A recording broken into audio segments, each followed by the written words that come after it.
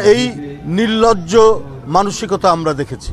Nobel prize কেন পাচ্ছেন না এই নিয়ে আক্ষেপ করেছেন।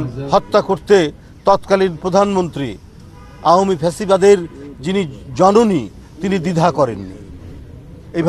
এইভাবে অসংখ্য শিশুকে, অসংখ্য কিশোরীকে যিনি হত্যা করেছেন তাদের পক্ষে কথা বলছেন কিছু সংস্কৃতিসেবী, কিছু পরজীবী এবং কিছু বুদ্ধিজীবীরা।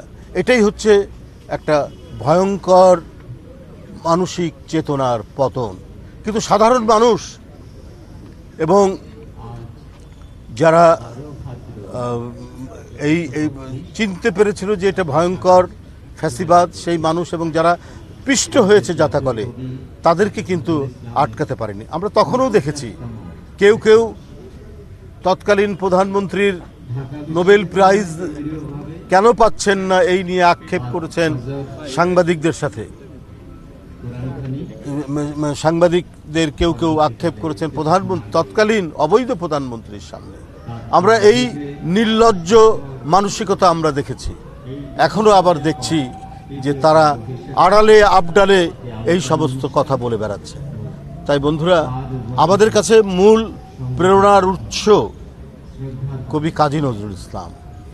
তার অমর সৃষ্টি যতদিন বেঁচে আছে এদেশের মানুষকে কখনোই মাথা নত করতে দেবে না।